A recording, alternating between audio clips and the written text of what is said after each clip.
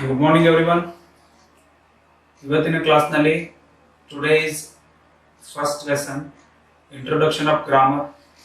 ಅಂದರೆ ಗ್ರಾಮರ್ ಅಂದರೆ ಏನು ಅದನ್ನು ಅರ್ಥ ಮಾಡ್ಕೊಳ್ಳೋಣ. ಡೆಫಿನಿಷನ್, ದೇರ್ ಆಫ್ಟರ್ ಆಲ್ಫಾಬೆಟ್, ಆಮೇಲೆ ಅವರ ಡಿವೈಡೇಷನ್, ಓವೆಲ್ಸ್, ಸೆಮಿ ಓವೆಲ್ಸ್ ಮತ್ತು consonants.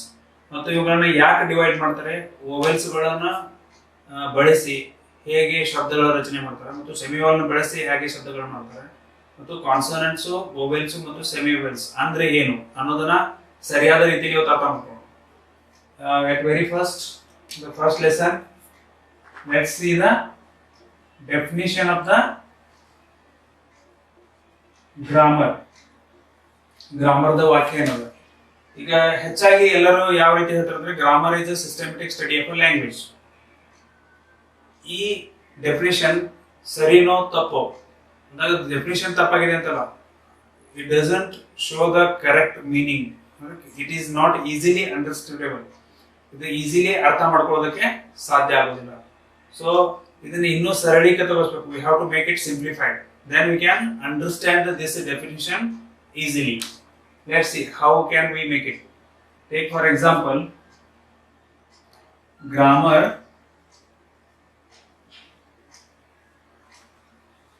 is a science. Write down, ಪ್ರತಿಯೊಬ್ಬರನ್ನ ಬರ್ಕೊಡ್ರಿ. Grammar is a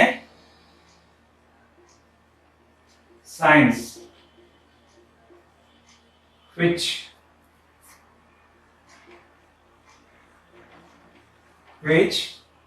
teaches us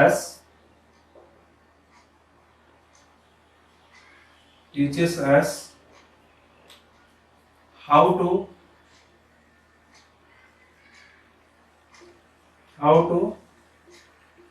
write, read and speak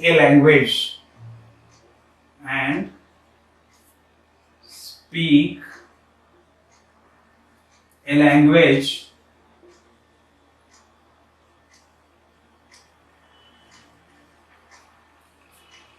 in its correct form. Notice, grammar is a science which teaches us how to write, read and speak a language in its correct form. ಯಾವುದೇ ಒಂದು ಭಾಷೆಯನ್ನು ಒಂದು ಸರಿಯಾದ ಪದ್ಧತಿಯಲ್ಲಿ ಹೇಗೆ ಬರೆಯಬೇಕು, ಹೇಗೆ ಓದಬೇಕು ಹಾಗೂ ಹೇಗೆ ಮಾತನಾಡಬೇಕು ಅನ್ನೋದನ್ನ ಹೇಳಿಕೊಡುವ ವಿಜ್ಞಾನಕ್ಕೆ ವ್ಯಾಕರಣ ಅಂತ ಕರೆಯುತ್ತಾರೆ. ರೈಟ್? ಇದನ್ನೆಲ್ಲರೂ ಬರ್ಕೊಡ್ರಿ. So after writing it, you have to read it again and again to understand it clearly and correctly. So ಇದನ್ನ ಕನ್ನಡದಲ್ಲಿ ಬರ್ಕೋಬೇಕಂದ್ರೆ ವ್ಯಾಕರಣ ಅಂದರೆ ಒಂದು ಭಾಷೆಯನ್ನು ಸರಿಯಾದ ಪದ್ಧತಿಯಲ್ಲಿ ಹೇಗೆ ಓದಬೇಕು, ಹೇಗೆ ಬರೆಯಬೇಕು ಹಾಗೂ ಹೇಗೆ ಮಾತನಾಡಬೇಕು ಅನ್ನೋದನ್ನು ಹೇಳಿಕೊಡುವ ವಿಜ್ಞಾನಕ್ಕೆ ವ್ಯಾಕರಣ ಎಂದು ಕರೆಯುತ್ತಾರೆ. ಇದರ ನಂತರ ನಾವು ಕಲ್ಕೋಬೇಕಾಗಿರೋದು ಆಲ್ಫಾಬೆಟ್. ಆಲ್ಫಾಬೆಟ್ ಅಲ್ಲಿ ಟೋಟಲ್ 26 ಆಲ್ಫಾಬೆಟ್ ಇದೆ ಇಂಗ್ಲಿಷ್ ನಲ್ಲಿ. ಸೊ 26 ಆಲ್ಫಾಬೆಟ್ ನಿಂದ ಬಳಸಿ ಶಬ್ದಗಳ ರಚನೆ ಮಾಡ್ತಾರೆ. ಸೊ ಶಬ್ದಗಳ ರಚನೆ ಮಾಡಬೇಕಾದ್ರೆ ಅವುಗಳನ್ನ ನಾವು ವಿಭಾಗನೆ ಮಾಡ್ಕೋಬೇಕಾಗ್ತದೆ, divide. For example, vowels, semi vowels and consonants. So ನಿಮ್ಗೆಲ್ಲ ಗೊತ್ತಿದೆ what is called vowel. Vowel ಅಂತ ಯಾವ್ದನ್ನ ಕರೀತಾರೆ. ಸೊ ಡೆಫಿನಿಷನ್ ಹೇಳ್ರಿ. ಈಗ ನೀವು ಯಾವ ರೀತಿ ಅರ್ಥ ಮಾಡ್ಕೋಬೇಕಂದ್ರೆ, ಯೂಸ್ವಲಿ ನೀವು ಯಾವ ರೀತಿ ತಿಳ್ಕೊತೀರಂತಂದ್ರೆ, ಸ್ವರಗಳು ಅಂದ್ರೆ ಕನ್ನಡದಲ್ಲಿ ಇದರ ಅರ್ಥ ಹೇಳ್ತೀನಿ, ಸ್ವತಂತ್ರವಾಗಿ ಉಚ್ಚರಿಸಲ್ಪಡುವ ಅಕ್ಷರಗಳಿಗೆ ಸ್ವರಗಳೆಂದು ಕರೆಯುತ್ತಾರೆ. ಓಕೆ, ಈಗ ನೀವು ಇದನ್ನ ಅಂಡರ್ಸ್ಟ್ಯಾಂಡಿಂಗ್ ಮಾಡ್ಕೋಬೇಕಂದ್ರೆ ತಿಳ್ಕೋಬೇಕು ಸ್ವರ ಅಂದ್ರೆ ಏನು, ಯಾವ ರೀತಿ ಅದು ಅರ್ಥ ಕೊಡುತ್ತೆ. ಈಗ ಸ್ವತಂತ್ರವಾಗಿ ಉಚ್ಚರಿಸಲ್ಪಡುವಂತ ಅಕ್ಷರಗಳು ಅಂತ ನಾವು ಹೇಳ್ತಾ ಇದ್ದೀವಿ. ಸ್ವತಂತ್ರವಾಗಿ ಉಚ್ಚರಿಸಲ್ಪಡುವಂದ್ರೆ ಯಾವ ರೀತಿ? ಫಾರ್ ಎಕ್ಸಾಂಪಲ್, ಸ್ವಾತಂತ್ರ್ಯ ಅಂದ್ರೆ ಏನು? ಈಗ ನಾವು ಸ್ವಾತಂತ್ರ್ಯ ಹೋರಾಟ ಮಾಡಿ ಸ್ವಾತಂತ್ರ್ಯ ಆ ರೀತಿನ ಹೌ ನೀವು ಹೇಳ್ಬೋದು, ಅಕ್ಷರಗಳ ಸಹಾಯವಿಲ್ಲದೆ. ಯಾವ ಅಕ್ಷರಗಳ ಸಹಾಯವಿಲ್ಲದೆ ಅದನ್ನ ತಿಳ್ಕೋಬೇಕು. ಫಾರ್ ಎಕ್ಸಾಂಪಲ್, ವ್ಯಂಜನಗಳ ಸಹಾಯವಿಲ್ಲದೆ, ವ್ಯಂಜನಗಳ ಉಚ್ಚಾರದ ಸಹಾಯವಿಲ್ಲದೆ. ಸ್ವತಂತ್ರವಾಗಿ ಇನ್ ದ ಸೆನ್ಸ್ ಗಂಟಲಿನಿಂದ ನೇರವಾಗಿ ಉಚ್ಚರಿಸಲ್ಪಡ್ತವೆ. ಅಂದ್ರೆ ನಾಲಿಗೆ ಹಾಗೂ ತುಟಿಯ ಸಹಾಯವಿಲ್ಲದೆ ಉಚ್ಚರಿಸಲ್ಪಡುವಂತಹ ಅಕ್ಷರಗಳು. Take for example A, E, I, O, U. ಇಲ್ಲಿ ಎಲ್ಲಿ ಆದ್ರೂ ನೀವು ನಾಲಿಗೆ ಮತ್ತು ತುಟಿಯನ್ನ ಟಚ್ ಮಾಡಿ ಉಚ್ಚಾರ ಮಾಡಕ್ಕೆ ಸಾಧ್ಯ ಆಗುತ್ತಾ ನೋಡಿ. ಅಂದ್ರೆ ಗಂಟಲಿನಿಂದ ನೇರವಾಗಿ ಉಚ್ಚರಿಸಲ್ಪಡ್ತಾವ. ಆ ಅರ್ಥದಲ್ಲಿ ಸ್ವಾತಂತ್ರ್ಯ. ಇದನ್ನ ಇಂಗ್ಲಿಷ್ ನಲ್ಲಿ ಹೆಂಗ್ ಹೇಳ್ತೀರಿ? Letters which can be sounded or uttered independently without using the help of lip and tongue, that is called vowel. Right? ಈ ರೀತಿ ನಾವು ಡೆಫಿನಿಷನ್ ಬರ್ಸ್ತೀವಿ. ಫಾರ್ ಎಕ್ಸಾಂಪಲ್ ನೀವು ಅದನ್ನ ತಿಳ್ಕೋಬೇಕು ಸ್ವತಂತ್ರ ಅಂತ ಯಾವ ರೀತಿ. And then without the help of consonants, consonant ನ ಸಹಾಯವಿಲ್ಲದೆ ಅಂದ್ರೆ ವ್ಯಂಜನಗಳ ಸಹಾಯವಿಲ್ಲದೆ ಯಾವ ರೀತಿ ಅನ್ನೋದನ್ನ ನಿಮಗೆ ನಾನೀಗ ತಿಳಿಸ್ಕೊಡ್ತೀನಿ. ಫಾರ್ ಎಕ್ಸಾಂಪಲ್, ಒಂದು ನಿಮಿಷ. ಈ ಗ್ರಾಮರ್ ಆದ ನಂತರ ಅಲ್ಫಾಬೆಟ್ ಎಷ್ಟಿದೆ ಇಂಗ್ಲಿಷ್ ನಲ್ಲಿ? 26. What are they? You know very well, right? Since for many years all we have been learning alphabet. We know about them. 26 letters are there. What are they? We know very well. Let's learn once again. Alphabet, right? There are two types of alphabets are there. First letter, or we can call that big letter. First letter ಅಥವಾ ಇನ್ನೊಂದು ಏನಂತ ಕರೀತಾರೆ ಇದಕ್ಕೆ? Big letters. ಇನ್ನೊಂದು ಅಕ್ಷರದ ಇನ್ನೊಂದು ಅರ್ಥದಲ್ಲಿ ಏನ್ ಹೇಳ್ಬೋದು ಇವನ್ನ? ಕ್ಯಾಪಿಟಲ್ಸ್ ಅಥವಾ ಕ್ಯಾಪಿಟಲ್ ಲೆಟರ್ಸ್. ರೈಟ್? ಅದಾದ ನಂತರ ಬರೋದು small letters.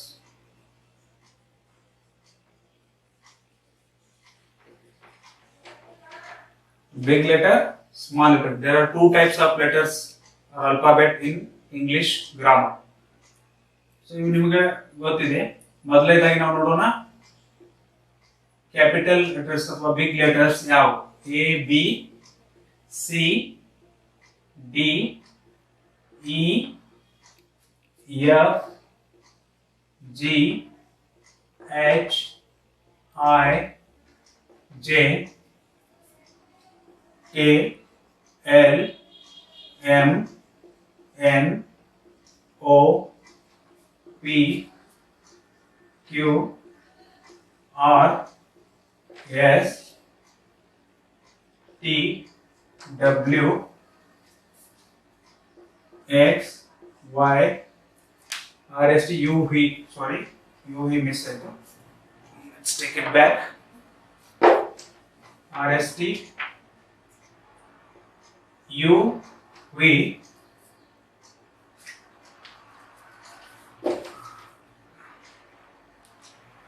W, U, V, W, X, Y, Z. These are 26 letters. ಇವುಗಳನ್ನ ಸಣ್ಣ ಅಕ್ಷರಗಳಾಗಿ ಬರೆಯುವಾಗ ಅಕ್ಷರಗಳು ಚೇಂಜ್ ಆಗ್ತವೆ. Where to use small letters, where to use big letters, there are several rules regarding that. ಅವುಗಳನ್ನು ಎಲ್ಲೆಲ್ಲಿ ಬಳಸಬೇಕು ಅನ್ನೋದಕ್ಕೆ ಹಲವಾರು ನಿಯಮಗಳಿದ್ದಾವೆ. ಅವುಗಳನ್ನು ನಾವು ನೆಕ್ಸ್ಟ್ ಕ್ಲಾಸ್ ನೋಡೋಣ. ರೈಟ್?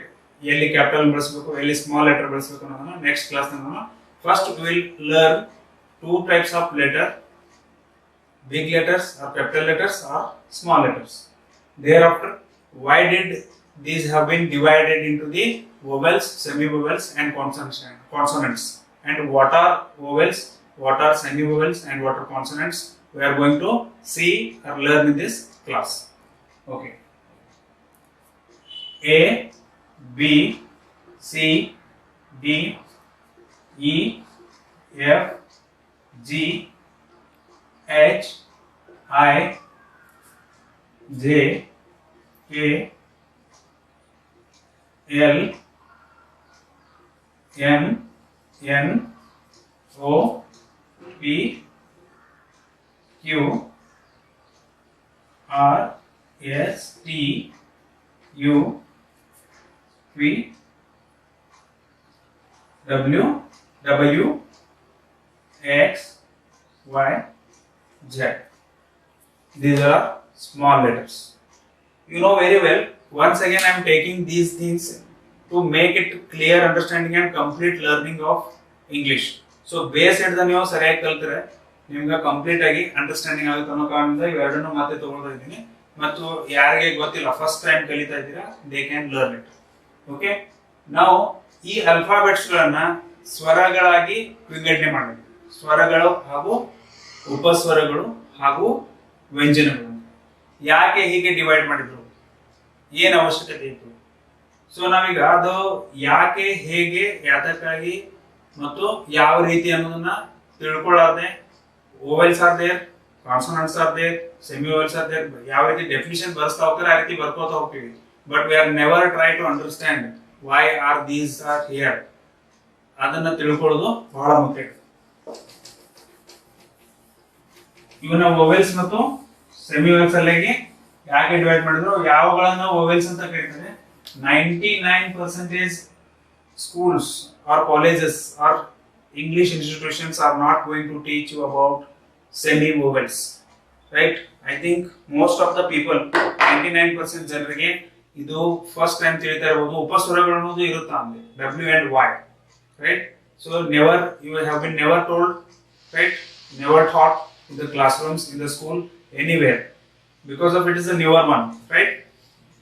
ಇನ್ನ ತಿಳ್ಕೊಳ್ಳಿ, ಮುಂದೆ ಕಾಂಪಿಟೇಟಿವ್ ಎಕ್ಸಾಮ್ ನಲ್ಲಿ ಅಥವಾ ಹೆಚ್ಚಿನ ಎಜುಕೇಶನ್ ಗೆ ಹೋದಾಗ ಕ್ವಶನ್ಸ್ ಬರ್ಬೋದು. So otherwise we can get confused. See vowels, first vowels ಅಂದ್ರೆ ಏನು ತಿಳ್ಕೊಳ್ಳೋ. ಸ್ವರಗಳು, ವೋವೆಲ್ಸ್ ಅಂದ್ರೆ ಸ್ವರಗಳು, ರೈಟ್? ಈಗ A E I O U ಇವುಗಳನ್ನ ಸ್ವರಗಳಂತ ಕರೀತಾರೆ. A E I O and U ಇವುಗಳನ್ನ ಸ್ವರಗಳಂತ ಯಾಕೆ ಕರೆದ್ರು? ಡೆಫಿನಿಷನ್ ನೋಡ್ರಿ, ಸ್ವತಂತ್ರವಾಗಿ ಉಚ್ಚರಿಸಲ್ಪಡುವಂತಹ ಅಕ್ಷರಗಳಿಗೆ ಸ್ವರಗಳೆಂದು ಕರೆಯುತ್ತಾರೆ.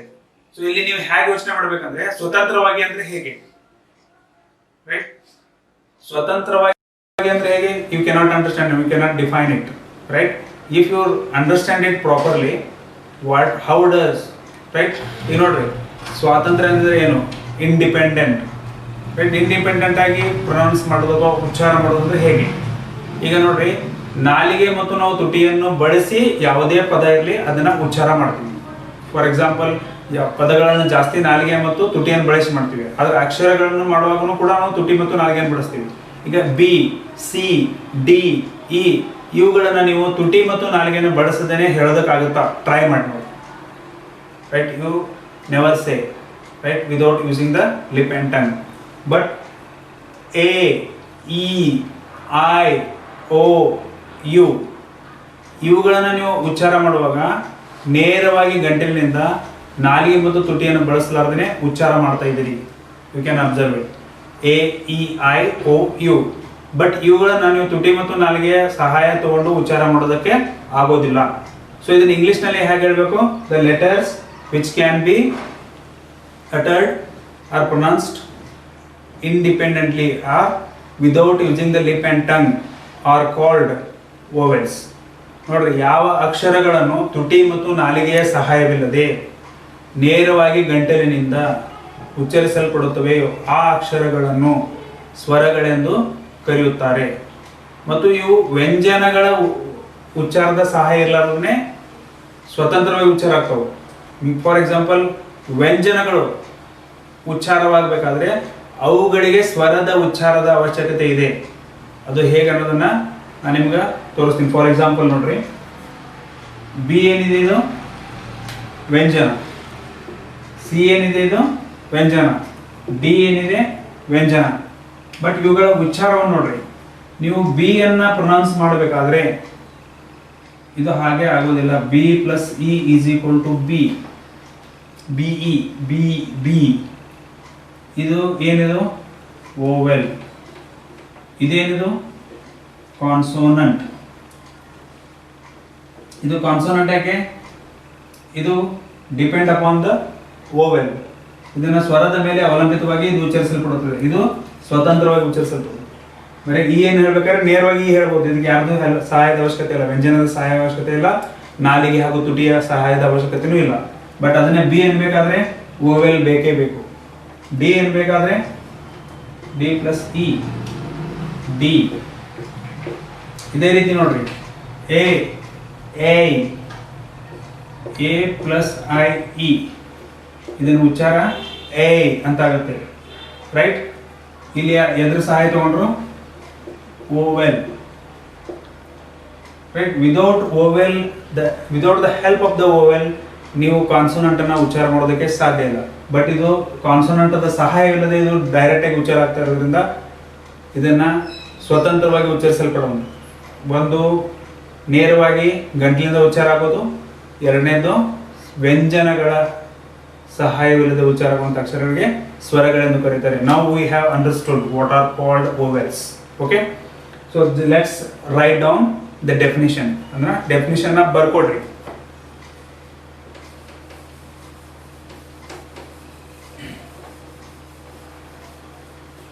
ಈಗ ನಾವು ಸುಮ್ಮನೆ ಹಾಗೆ ಡೆಫಿನಿಷನ್ ಬರ್ಕೋತಾ ಹೋದ್ವರ ಅದು ಬೈ ಹಾರ್ಟ್ ಮಾಡಿದಾಗ ಆಗುತ್ತೆ. V cannot understand what is called vowel. ಸ್ವರ ಅಂದ್ರೆ ಏನು ಗೊತ್ತಾಗೋದಿಲ್ಲ. ಈಗ ನೋಡಿ, vowels, the letters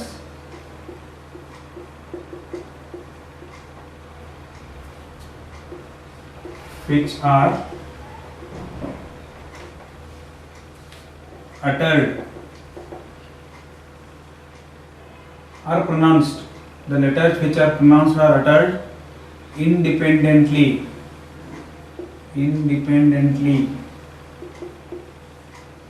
are called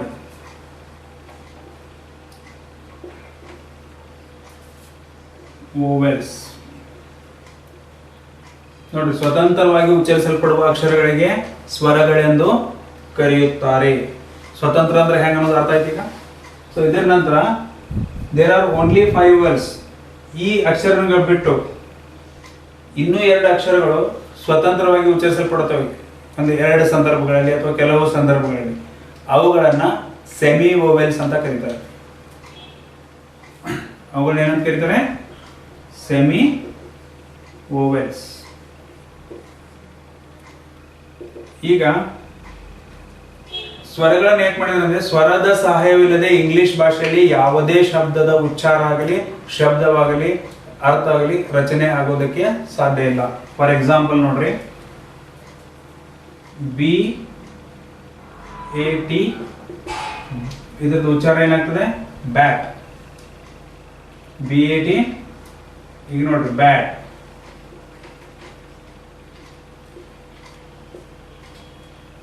ಇಲ್ಲಿ ಬ್ಯಾಟ್ ಅಕ್ಷರದ ಮಧ್ಯದಲ್ಲಿ ಏನ್ ಬಂದಿದೆ? ಸ್ವರ.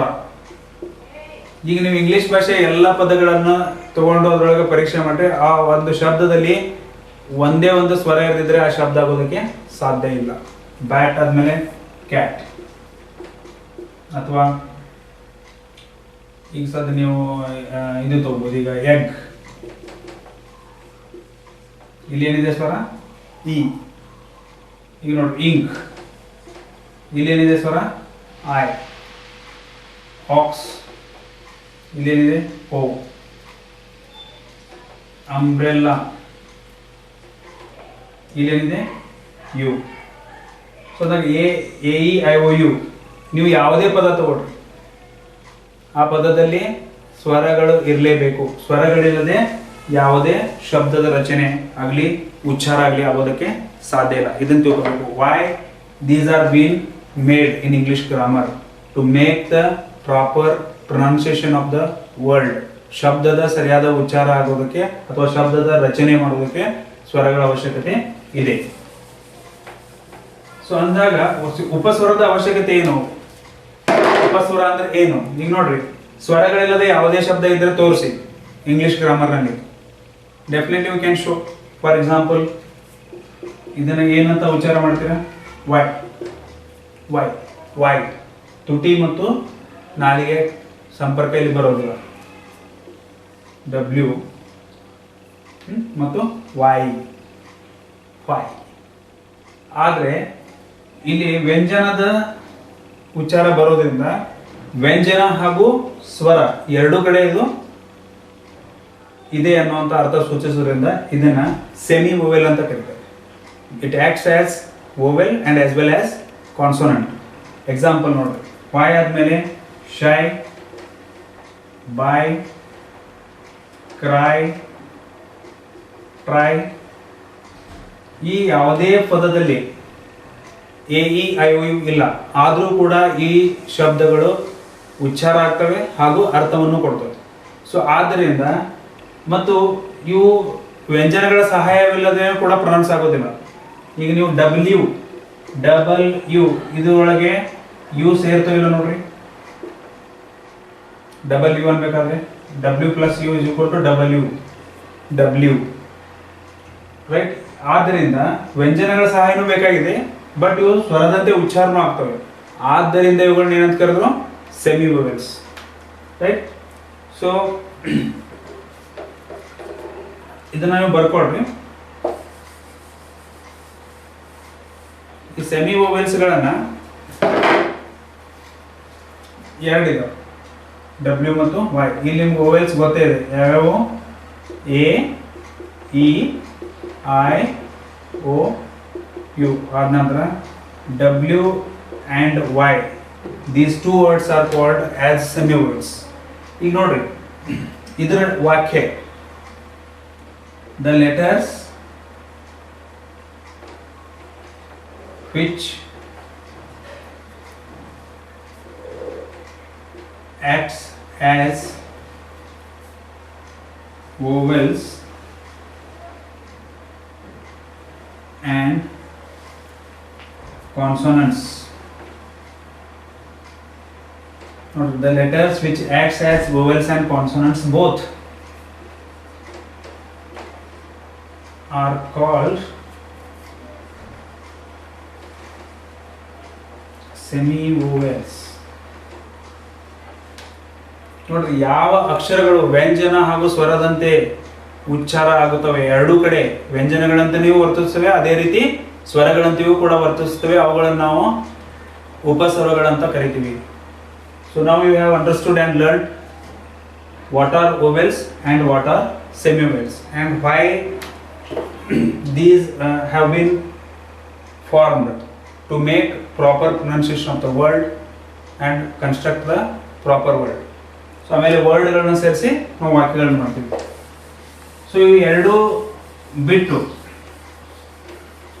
ಉಳಿದಂತ 21 ಅಕ್ಷರಗಳನ್ನು ನಾವೇನಂತ ಕರಿತೀವಿ? ಕಾನ್ಸೋನೆಂಟ್ಸ್, ವ್ಯಂಜನಗಳಂತ ಕರಿತೀವಿ.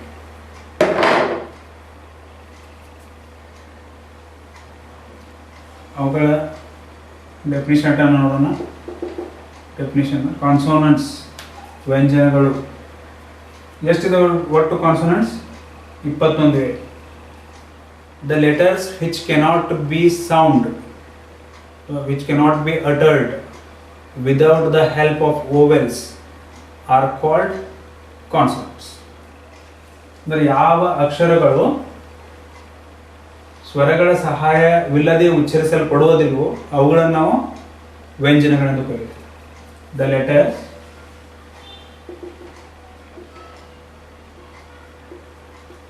which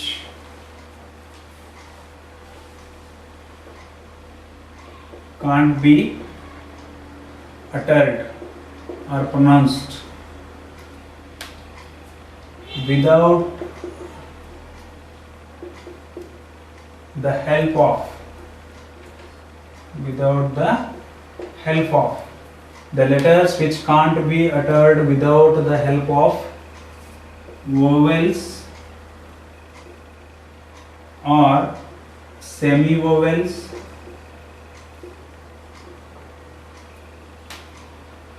or lip and tongue. Lip and tongue ಅಂದ್ರೆ ತುಟಿ ಮತ್ತು ನಾಲಿಗೆ ಸಹಾಯವಿಲ್ಲದೆ ಉಚ್ಚರಿಸಲ್ಪಡುವುದಿಲ್ಲ, ಅವು ಸಹಾಯವಿಲ್ಲದೆ ಉಚ್ಚರಿಸಲ್ಪಡುತ್ತವೆ. The letters which can't be uttered without the help of vowels or semi-vowels ಅಥವಾ lip and tongue are called consonants. Are called consonants.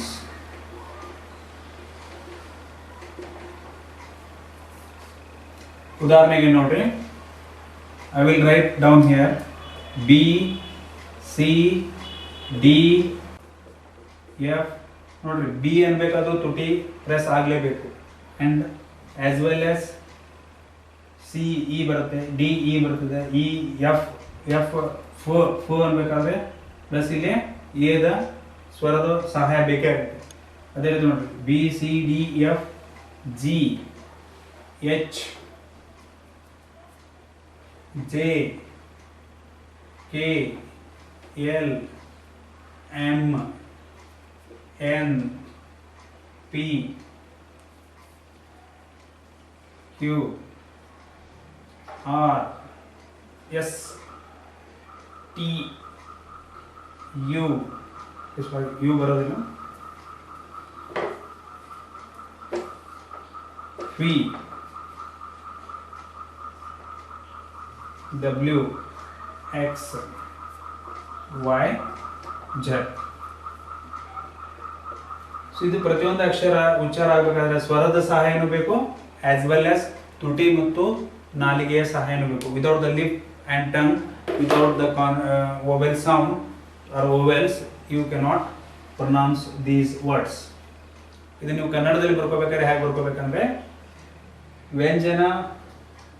ವ್ಯಂಜನಗಳು ಯಾವುವು ಅಂದರೆ ಸ್ವರ ಹಾಗೂ ತುಟಿ ಹಾಗೂ ನಾಲಿಗೆಯ ಸಹಾಯವಿಲ್ಲದೆ ಉಚ್ಚರಿಸಲ್ಪಡಲು ಆಗದಂತಹ ಅಕ್ಷರಗಳಿಗೆ ವ್ಯಂಜನಗಳೆಂದು ಕರೆಯುತ್ತಾರೆ. ಈ ರೀತಿ ನೀವು ಬರ್ಕೋಬೇಕು. ಇನ್ನು ಮಿಕ್ಕಿದ್ದನ್ನು ನೆಕ್ಸ್ಟ್ ಕ್ಲಾಸ್ನಲ್ಲಿ ನಿಮಗೆ ABCD ಫೋನೆಟಿಕ್ಸ್ ಏನು ಮತ್ತು ಶಬ್ದಗಳನ್ನು ಯಾವ ರೀತಿ ಕನ್ಸ್ಟ್ರಕ್ಟ್ ಮಾಡ್ತಾರೆ, ಎಷ್ಟು ಶಬ್ದಗಳಿವೆ ಅವನ್ನ ಯಾವ ರೀತಿ ಕಲಿತಾ ಹೋಗಬೇಕು ಅನ್ನೋದ್ರ ಬಗ್ಗೆ ನೆಕ್ಸ್ಟ್ ಕ್ಲಾಸಲ್ಲಿ ನಾನು ನಿಮಗೆ ಹೇಳ್ಕೊಡ್ತಾ ಇದ್ದೀನಿ. ಓಕೆ.